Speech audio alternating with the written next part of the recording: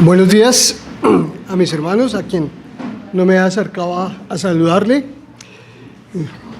El Señor les bendiga. En esta mañana el Señor ha dispuesto que yo predicara, que yo trajese la palabra. Y de verdad que es un gran privilegio, es una responsabilidad muy grande. Es pararse uno acá, primeramente debe ser ejemplo y vivir la vida cristiana como el Señor pide que la vivamos. Hoy nos corresponde seguir el estudio de Hebreos, el capítulo 13. Hace 15 días mi hermano Mauricio nos predicaba acerca del capítulo 12 y el domingo pasado nuestro hermano David nos predicaba y me preguntaba por qué no seguía con Hebreos 12, sino que nos predicó acerca de 2 de Corintios, capítulo 5, el versículo 20, le dice que somos criaturas nuevas, que somos hijos de Dios. Y hoy comenzamos el capítulo 13, vamos a estudiarlo del versículo 1 al 6. Y cómo debe vivir el cristiano, cómo debe nosotros los cristianos vivir un evangelio verdadero, una vida cristiana, una vida en santidad. Me inquietaba el ser santo, separado para Dios, pero ¿cómo hacerlo? Me sentía vacío, me sentía que no estaba cumpliendo. Me ponían una cantidad de normas y fallaba y me dolía. Al final del capítulo 12, el escritor explicó una vez más: el nuevo pacto en Jesucristo es superior al antiguo pacto. Al igual que en los pasajes anteriores, este vino como un recordatorio. La desobediencia tiene consecuencias. Haciendo eco de otros pasajes del Nuevo Testamento, los versículos anteriores describen cómo Cristo nos ofrece algo eterno, que es inconmovible, en lugar de algo temporal y terrenal. Este pasaje que hoy vamos a estudiar da unas instrucciones prácticas, aunque son muchas más específicas que aquellas que se compartieron durante los capítulos anteriores. El escritor está cerrando este mensaje con algunas reflexiones finales, las cuales se dirigen a los cristianos judíos que estaban siendo perseguidos en el momento. Era una ciudad cerca a Roma y los hermanos judíos que estaban allí, que eran cristianos, estaban sufriendo persecución. En el Nuevo Testamento identifica una rutina, el amor por los hermanos cristianos, como evidencia de la relación de una persona que tiene con Cristo. Estas indicaciones provienen de Jesús. Vamos a ver 4 versículos de la Biblia que nos dan esas indicaciones. Marquitos hoy al comienzo del culto nos hablaba del amor, de ese amor genuino, de ese amor verdadero, no de un amor comercial. Amor, hoy se le dice a cualquiera: amor, hola mi amor, ¿sí? Pero el Señor hoy nos habla de un amor genuino, de un amor verdadero. En Juan 15:12,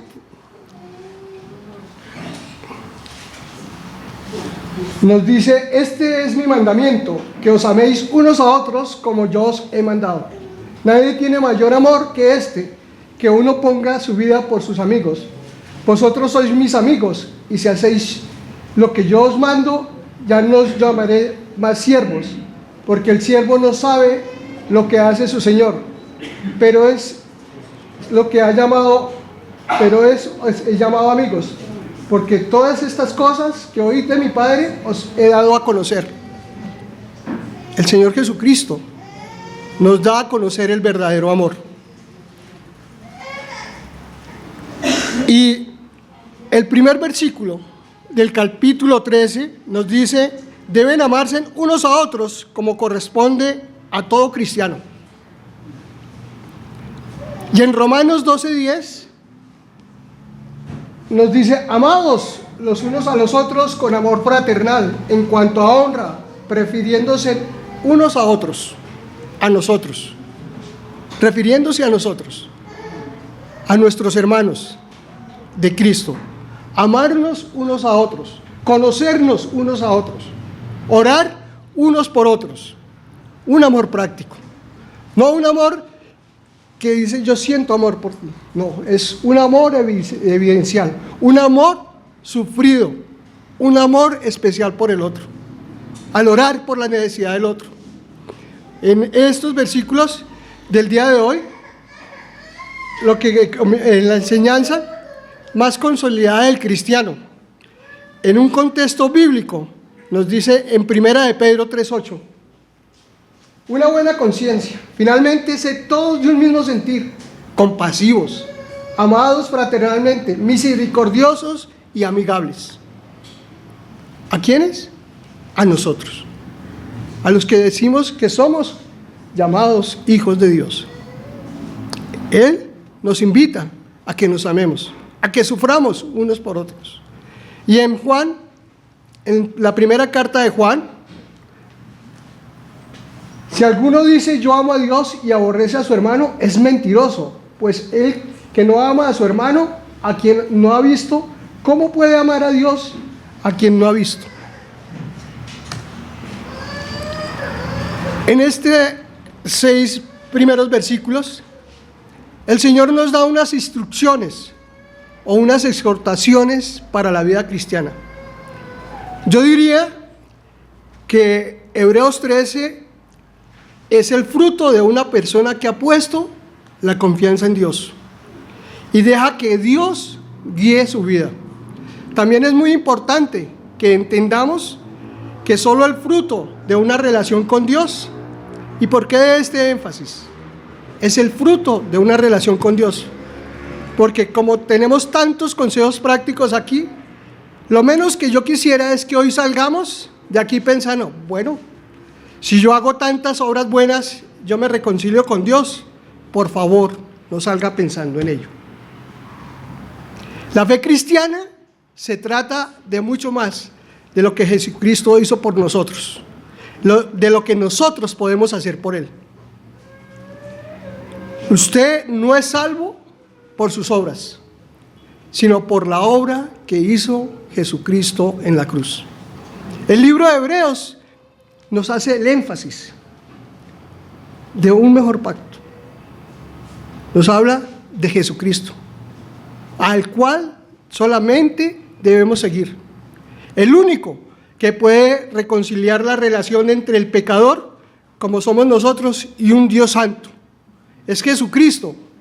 Así que los siguientes mandamientos prácticos son el fruto de una persona que ha nacido de nuevo, de una persona que ha puesto su fe en Jesucristo. En el capítulo 11 nos enseñaban que sin fe es imposible agradar a Dios. Y Dios se agrada de nosotros cuando demostramos esa fe. Tal vez es el diario caminar. No somos perfectos, pero en Cristo Jesús Dios nos ve totalmente perfectos. Y debemos de agarrarnos de eso. Esa es la verdadera santidad. Hacer obras, sentirse más que los demás. No. Es por medio de Jesucristo. El fruto de una persona que sigue a Jesús es verdadero. El único que nos lleva al Padre, el único camino para ir al Padre es Jesucristo. Nada más.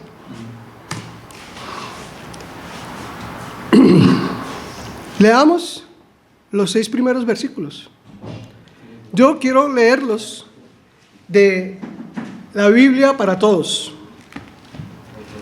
Es una Biblia de un léxico moderno, de un léxico más práctico, sencillo. Y dice, ¿Cómo debe vivir el cristiano? Versículo 1. No dejen de amarse unos a otros como corresponde a todo cristiano. No se olviden de recibir bien a la gente que llega a su casa, pues de ese modo mucha gente, sin darse cuenta, ha recibido ángeles. Preocúpense por los hermanos que están en la cárcel y por los que han sido maltratados. Piensa cómo se sentiría usted si estuviera en esta misma situación. Todos deben considerar el matrimonio como algo muy valioso. El esposo y la esposa deben ser fieles el uno al otro, porque Dios castigará a los que tienen relaciones sexuales prohibidas y sean infieles en el matrimonio. Versículo 5. No vivan preocupados por tener más dinero. Estén contentos con lo que tienen, porque Dios ha dicho en la Biblia: nunca te dejaré abandonado. Versículo 6. Por eso podemos repetir con toda confianza lo que dice la Biblia: no tengo miedo, nadie puede hacerme daño, porque Dios es mi ayuda. El amor verdadero por los demás produce acciones tangibles. No es solamente sentirlo, son acciones tangibles. La hospitalidad hacia los extranjeros, hacia aquellos que no conocemos. Segundo, solidaridad con quienes se hallan en la cárcel y con quienes son maltratados. Respeto por los votos matrimoniales. Satisfacción con lo que se tiene. Asegurarse de que su amor avanza con la suficiente profundidad al grado que te afecte la hospitalidad, la solidaridad, la fidelidad y el contentamiento.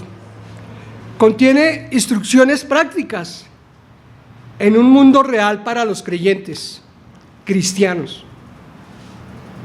para aquellos que decidimos un día poner nuestra vida, nuestra confianza en Jesucristo.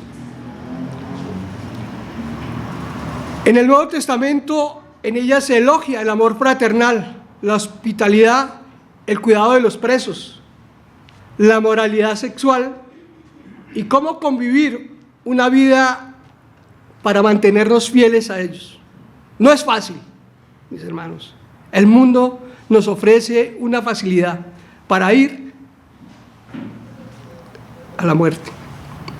El escritor vincula la capacidad de estar contentos, de mantenernos fieles con nuestra confianza en que Cristo está en nosotros y para nosotros en todas las circunstancias de nuestra vida.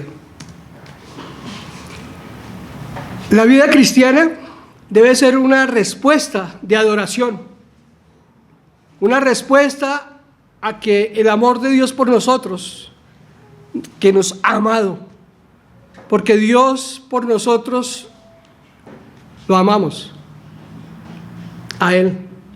Nosotros amamos a Dios, ¿por qué? Porque Él nos amó primero, no porque nosotros lo hayamos buscado, no, Él nos buscó. Él envió a su Hijo a rescatar lo que se había perdido. Así que la vida cristiana no es una búsqueda del amor de Dios, sino una respuesta a el gran amor con que Dios nos amó, al mandar a su Hijo Jesucristo a morir por nosotros, para que nosotros podamos tener una relación con Él. Él envió a su Hijo para que yo pueda relacionarme con Dios Padre. De una manera mucho más mayor, el Evangelio de Jesucristo es lo único que te revela la belleza, la bondad y la grandeza de Dios. Y cuando ustedes entienden el Evangelio, sus ojos son abiertos a Dios. Usted se para, aplaude, se goza, no le da pena, no se avergüenza. Cuando entiendes el Evangelio de Jesucristo, quieres obedecer a Dios, no por una obligación, sino por un placer de ser llamado hijo de Dios. Siente alegría en su corazón, la siento, porque a veces me entristece porque yo fallo, A veces me amargo porque yo fallo, porque en mis fuerzas yo quiero ser perfecto, porque en mis fuerzas yo quiero ser el mejor esposo, porque en mis fuerzas yo quiero ser el mejor padre. Y fallo. Pero en Jesucristo, Dios Padre me ve perfecto. No os olvidéis de la hospitalidad, porque por ella algunos sin saberlo hospedaron a ángeles. La amabilidad, la hospitalidad. ¿Será que sus vecinos saben que eres cristiano? ¿Será que tu vida refleja eso? Uno puede ser amable, hospedador, con el solo saludo. El saludo es el principio de las comunicaciones, de la unión. Dios no quiere que el hombre esté solo. Y una manera de ser hospitalario es saludando. Pero hoy, ¿qué nos vende el mundo? Un egoísmo. Hoy ni siquiera nos saludamos. A mí cómo me gusta subirme al Transmilenio y decirle al señor conductor, buenos días, gracias. Me sorprende eso.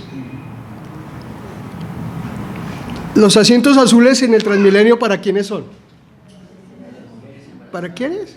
Mujeres embarazadas, pocos niños y para adultos mayores, discapacitados. ¿Y en el mundo?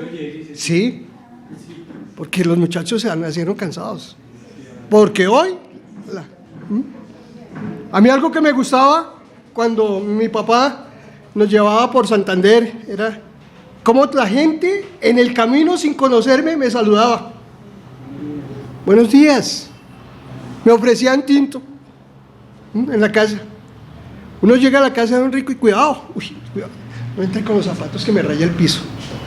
Vaya uno a un pueblito de Boyacá a ver cómo lo reciben. Díganme, hermanos, qué alegría viniste a verme. Ven, siga. ¿Quiere comerse algo? ¿Quiere un tintico? Que mi Dios lo bendiga.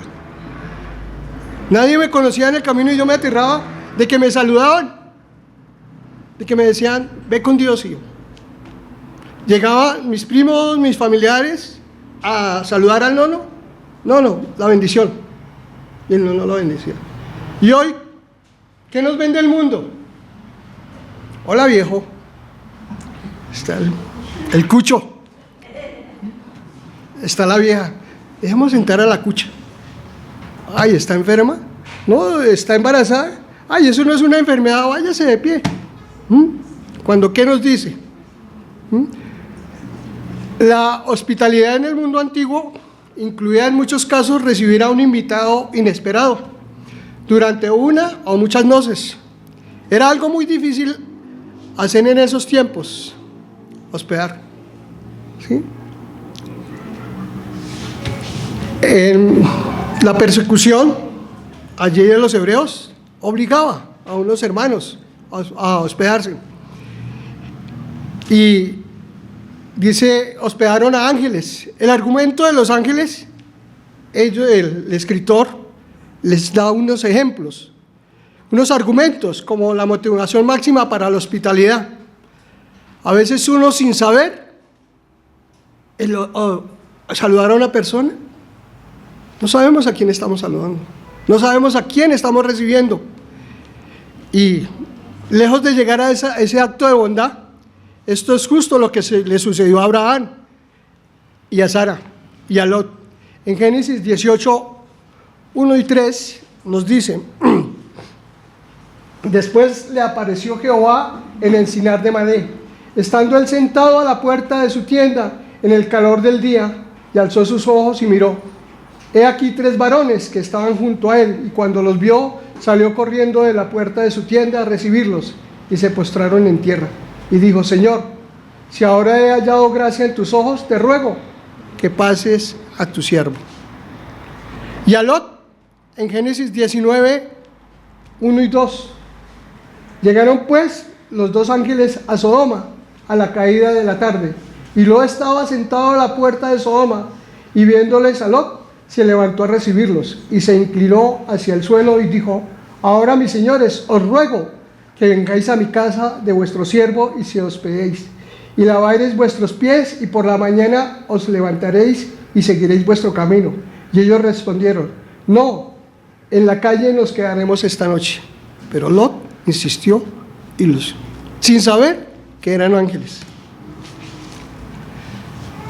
La hospitalidad es una virtud importante, también es un mandato de Dios que se encuentra en diferentes pasajes de la Biblia, como en Romanos 10, 13. Dice: mientras esperan al Señor, muéstrense alegres. Cuando sufran por el Señor, muéstrense con paciencia. Cuando oren, muéstrense constantes. Y el versículo 10 dice: ámense unos a otros como hermanos y respétense siempre. El Señor nos invita a amar a los demás con amor sincero.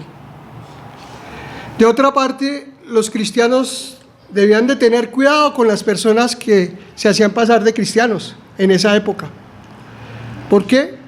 Porque donde se hospedaban, esas hosterías, en ese tiempo sufrían de muy mala fama. Eran antrios, eran prostíbulos, donde se daba el mal ejemplo. Y los hermanos cristianos pues no se podían hospedar allí. Entonces pedían que los dejaran pasar. Por esta causa los líderes cristianos enseñaron a su gente cómo reconocer a los engañadores, porque también en ese tiempo habían engañadores, falsos maestros, que iban tal vez a robar, tal vez a desconfiar. Y el mundo no ha cambiado mucho. A veces uno piensa: oye, ¿será que este me va a robar? Uy, no, ese tiene como una cara de feo. A veces como que la ropa no lo distingue, ¿cierto? A veces como que hacemos ese ataque a personas. Pero hermano, ten cuidado con eso. Respete a los demás. Quiéralos, porque son hermanos semejantes.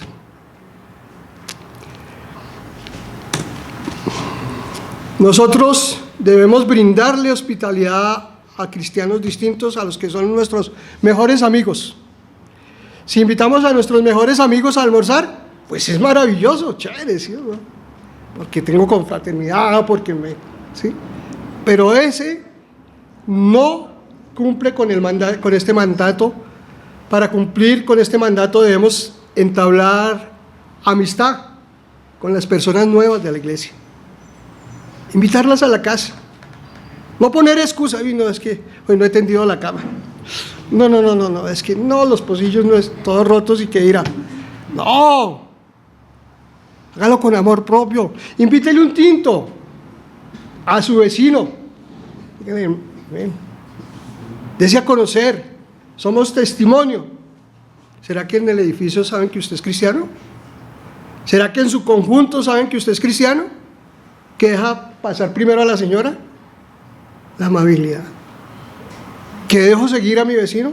¿Que le ayudo a cargar su mercado? ¿Que le ayudo a subir las escaleras al pobre viejito? ¿Será que yo demuestro amabilidad, hospitalidad? Es una vida práctica, no es una vida de amor pintado, es ser práctico. ¿Me ofendo cuando me pasan en el carro? ¿Me ofendo cuando me cierran? ¿O cedo el paso? Es hospitalario. Dice el versículo 3: acordaos de los presos como presos con ellos, ya que padecen adversidad, como también vosotros, estando en el cuerpo. Presos. Tal vez el escritor escribe a aquellos presos que estaban presos por Cristo, que estaban siendo perseguidos, que estaban siendo llevados a la cárcel. En ese tiempo, las cárceles eran muy diferentes. El preso se moría en la cárcel.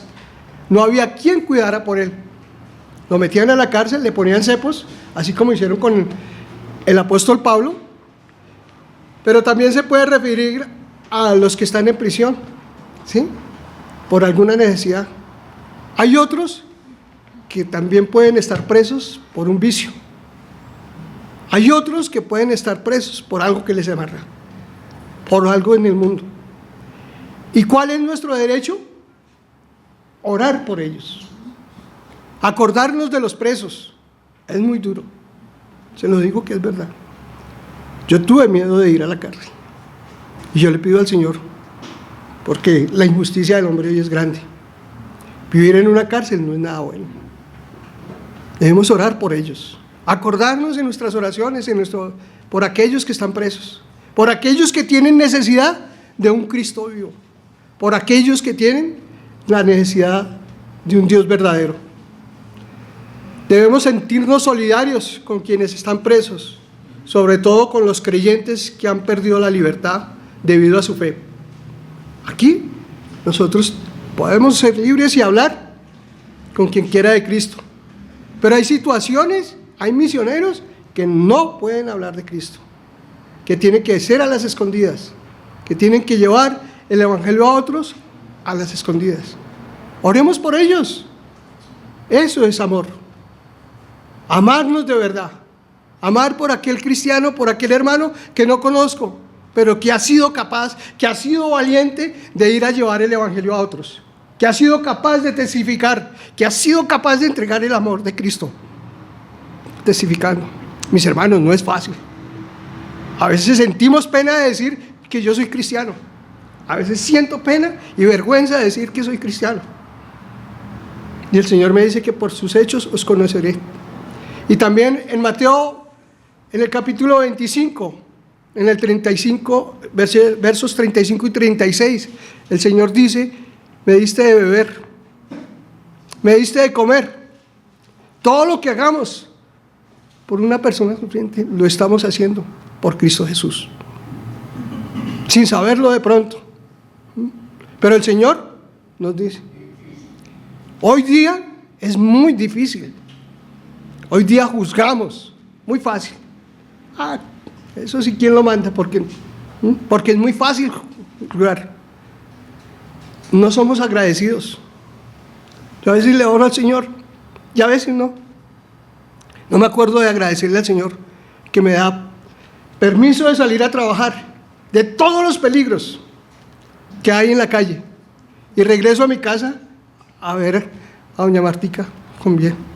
Pero no me acuerdo de decirle: Señor, gracias, porque me llevaste y porque me trajiste. Porque somos desagradecidos, porque no nos acordamos de vivir una vida cristiana verdadera. Pero hago el devocional y no me acuerdo de cuál versículo fue que leí esta mañana. A veces oro y no me acuerdo de lo que oré, porque no estoy pensando en mí. No, estoy solamente pensando en que a mí me vaya bien y los demás. Estoy pensando en que todo es para mí. Eso es lo que nos vende el mundo, un mundo egoísta. Y nosotros como cristianos, primero, honrar a Dios. Segundo, amar a tu hermano. Vivir por la necesidad del hermano. El Señor Jesucristo dijo: yo no vine a servir, a que me sirvieran. Yo vine a ser servido, a rescatar a aquellos que se han perdido.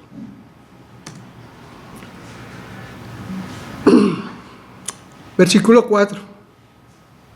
Honroso sea en todos el matrimonio, el hecho sin mancilla, pero a los fornicarios y a los adúlteros los juzgará Dios.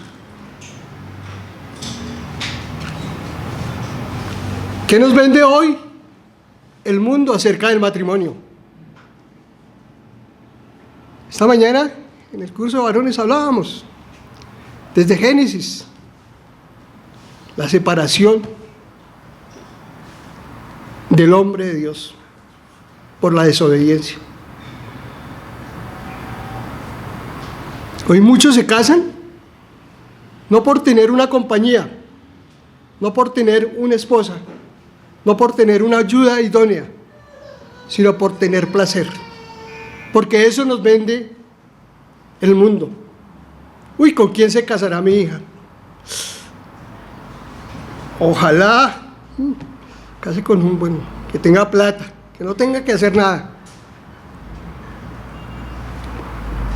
Dios quiera que sea con un buen hombre, No, mis hermanos, pídale a Dios que sea un hombre temeroso de Dios. Órenle al Señor por su hija, que sea un hombre de verdad, con valores y principios, pero temeroso de Dios.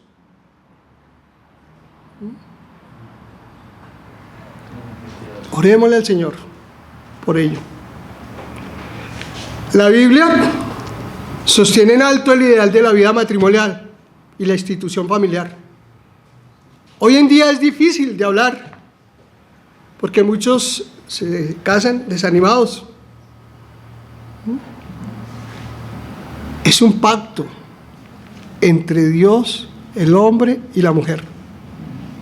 El matrimonio lo instituyó Dios. En Génesis, me gusta leer en el capítulo 2 de Génesis. Esto explica por qué el hombre dejará a su padre y a su madre y se unirán a su mujer para formar un solo cuerpo. Ese es el matrimonio. Ese es el pacto con Dios. Un día hicimos un pacto con Dios, de que dejarás a tu padre y a tu madre. Me acuerdo, en este momento, yo tuve un compañero por muchos años de estudio, y siempre uno con los parces, ¿cierto? Con los amigos.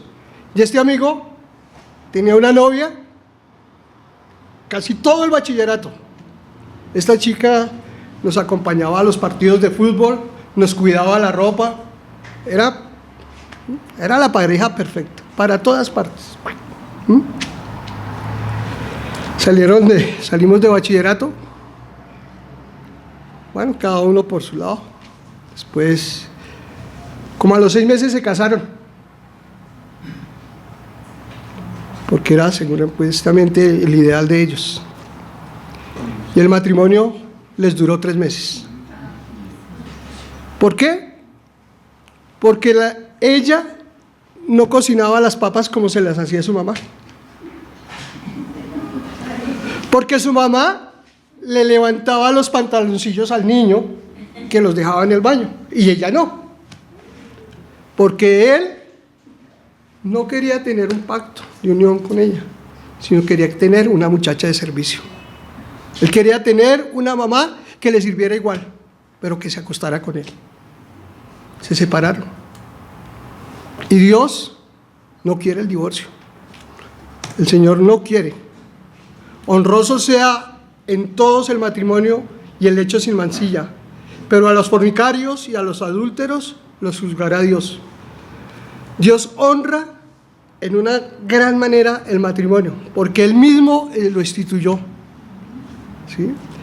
La actividad sexual dentro del matrimonio es pura, pero cuando cualquier actividad se hace fuera del matrimonio, de inmediato a esa persona queda bajo el juicio divino.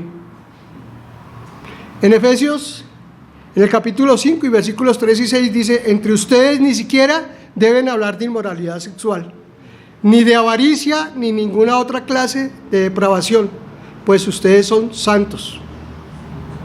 Y la mejor manera de predicar el evangelio hoy día es en el matrimonio. Las parejas siendo ejemplo, educando a sus hijos. El ejemplo más lindo es Cristo Jesús unido a la iglesia, fiel a su iglesia. Y así debe ser el esposo, fiel a su esposa. Entre los dos, entre juntos, amarse. El amor verdadero, orar unos por otros. Ora por tu esposo, ora por tu esposa. Los dos hagan un altar familiar. Oren a escondidas. El Señor nos pide que entremos en el cuarto. Yo a veces lo hago con Martica. Y a veces cuando me voy, le digo: ore por mí. Porque en la calle, ¿qué nos vende la calle? Peligros, maldad. Uno se sube al bus y yo quisiera tener, para no entrar en tentación. Me la paso: Señor, no me dejes caer en tentación. Líbrame, Señor, de todo mal. Porque el mundo nos ofrece facilidad.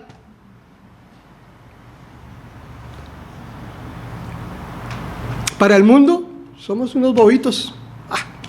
Tampoco. No, yo debo seguir a Cristo Jesús con el corazón.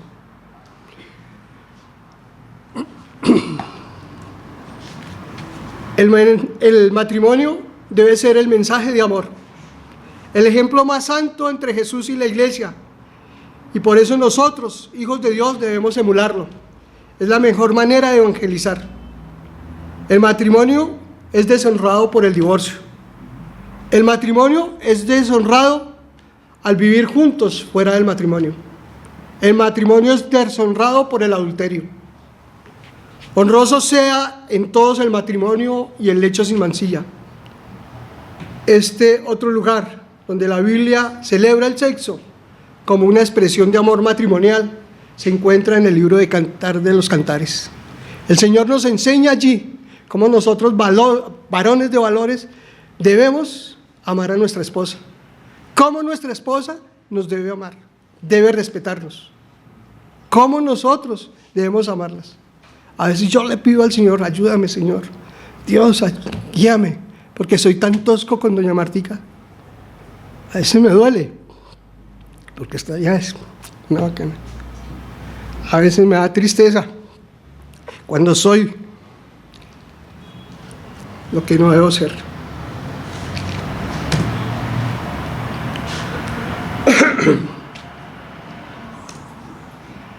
A los fornicarios y a los adúlteros juzgará Dios.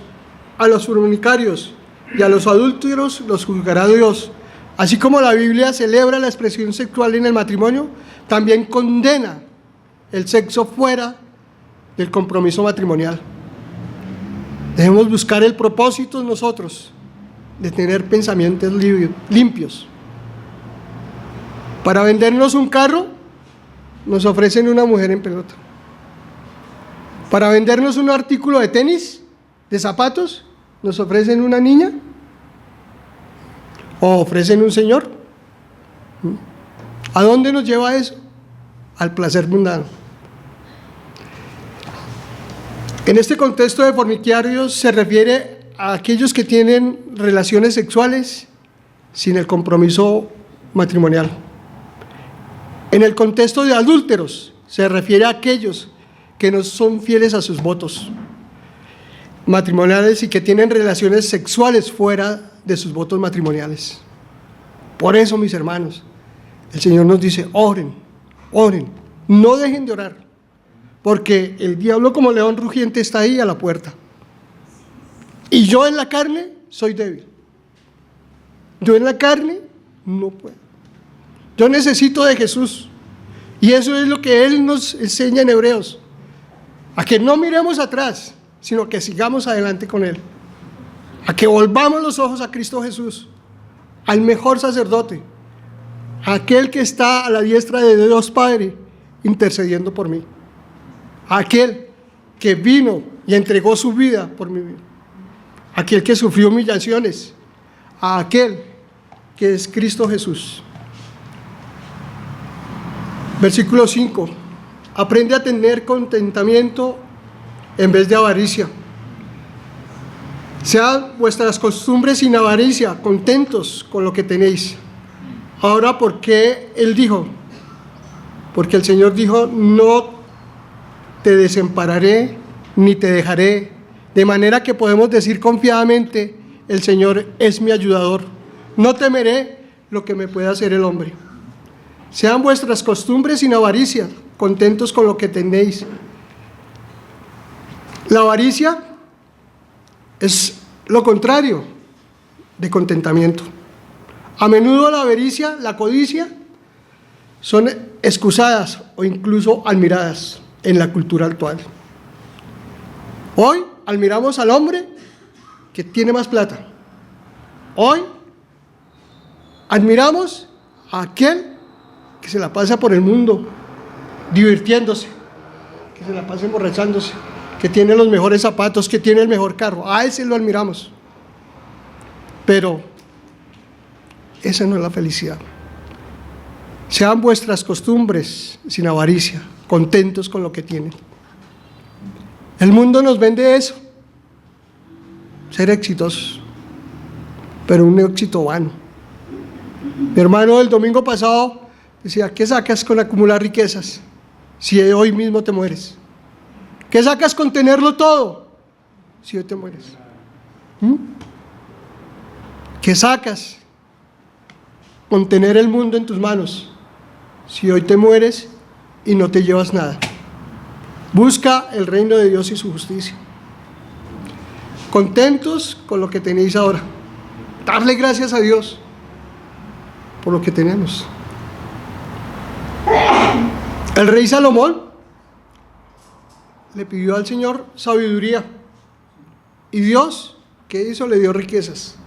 ¿Y por qué? Porque él al principio no pidió nada para él, sino cómo servirle al pueblo, cómo servirle a los demás. Cuando yo le sirvo a los demás, estoy ganando para mí. Cuando yo vivo la vida en Cristo, estoy ganando para Él. El apóstol Pablo nos enseña acerca del contentamiento. Él tuvo la idea correcta. En Filipenses, en el capítulo 4, en los versículos 11 y 13, nos dice, no digo porque tenga escasez, pues he aprendido a contentarme, cualquiera que sea mi situación. Miremos cuántos tienen necesidad, cuántos padecen hambre, cuántos no tienen la cantidad de zapatos que yo tengo en mi closet, cuántos no tienen la ropa que yo tengo. Las bendiciones que hemos recibido, démosle gracias a Dios por lo que Él nos da. Y si nos hace ricos, bienvenido sea, pero que sea para glorificar a Dios, que sea para ayudar a los que tienen necesidad, que sea para vivir bien, en contentamiento con lo que nos das. Pero muchas veces tenemos buenas situaciones y queremos más. A veces no me pongo los tenis porque me acuerdo que en mi época era Panam, Croydon. Qué alegría que mi papá me comprara zapatos. Qué felicidad tener esos zapaticos de caucho. Y vivíamos mejor y nos envidiaban. Con sencillez, con amor, porque mi viejo se fregaba para traernos algo. Y teníamos contentamiento. Pero hoy, si no es de marca, si no es Adidas, si no es Nike, no me las pongo. Uy, porque tengo que estar al mundo, hermano. Los zapatos del Restrepo o los zapatos que compré en Unicentro me llevan al mismo lugar, ¿o no? La marca no. Yo tuve un Renault 4 y me llevaba a donde me llevaba el Mercedes-Benz. Yo tuve un Sincar. Mejor todavía. Qué alegría tener contentamiento, ¿sí? De manera que podemos decir confiadamente, el Señor es el que me ayuda, no temeré que me pueda hacer el hombre. Esta verdad está citada en el Salmo 118:6.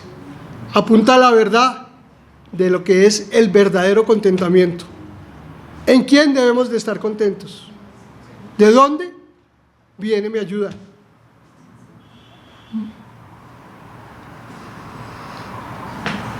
El contentamiento, solo cuando confiamos en Dios, vamos a sentir la satisfacción verdadera.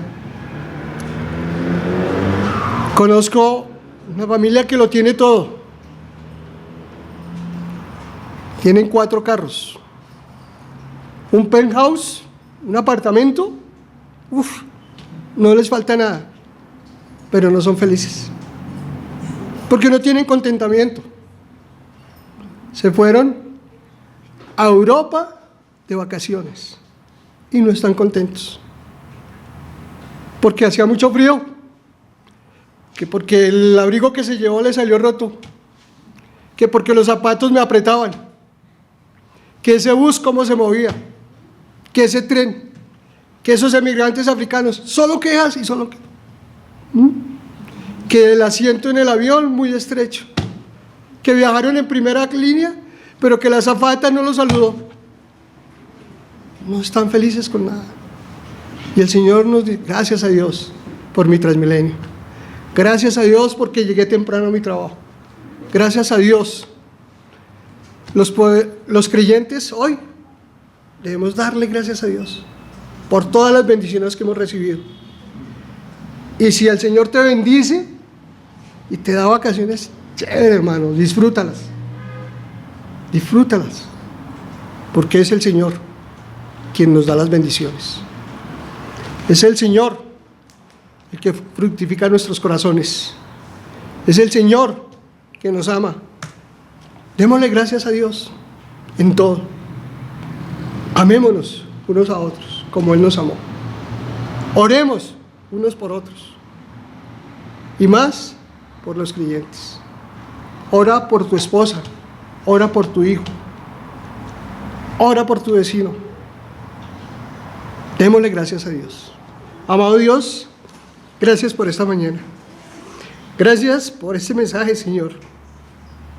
Gracias porque no nos has dejado solos. Padre, acrecienta nuestra fe. Permítenos, Señor, que confiemos más en ti, Señor. Tú nos das el pan diario de cada día. Nos vistes, nos guardas, nos proteges, Señor. Nos escuchas y nos amas. En Cristo Jesús. Amén.